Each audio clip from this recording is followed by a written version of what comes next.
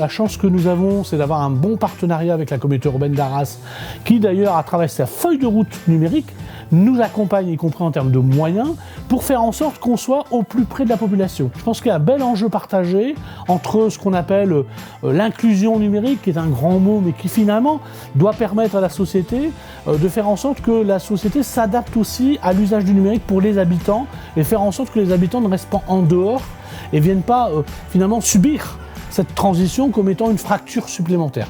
Il y a un gros enjeu qu'on partage avec la communauté urbaine, c'est autour de la solidarité, c'est autour de la cohésion sociale.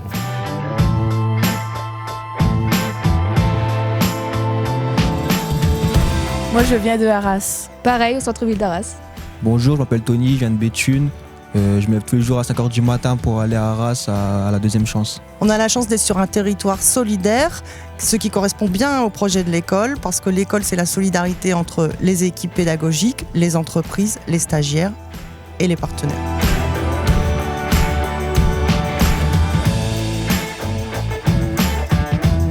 Je dirais que le festival n'est pas seulement montrer des films, c'est pas seulement accueillir des invités, mais c'est aussi permettre, je dirais, aux habitants de vivre une expérience commune.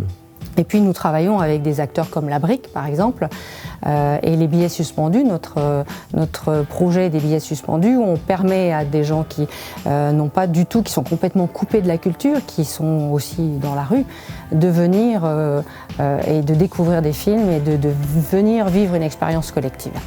On a une connaissance fine des publics que nous accompagnons, ce qui nous permet d'éclairer les diagnostics territoriaux que la communauté urbaine réalise dans le cadre de ses différentes politiques. Ce qui nous conduit à partager finalement des préoccupations communes en direction des personnes fragiles, et ce qui nous a aussi conduit à s'engager dans une démarche de co-construction de projets. Alors un très bel exemple de cette collaboration entre nos services, c'est le dispositif du Home des Rosati qui est né il y a 12 ans. C'est un dispositif qui aujourd'hui est montré en exemple au niveau national et dont notre association et la communauté urbaine sont évidemment très fiers. Un autre exemple de collaboration constructive en faveur des plus fragiles, c'est celui de notre ACI, Atelier Chantier d'Insertion Repassage. Nous avons installé un atelier repassage au cœur des quartiers ouest, et cet atelier permet de répondre à la problématique de l'accès à l'emploi des femmes et surtout à leurs problèmes de mobilité.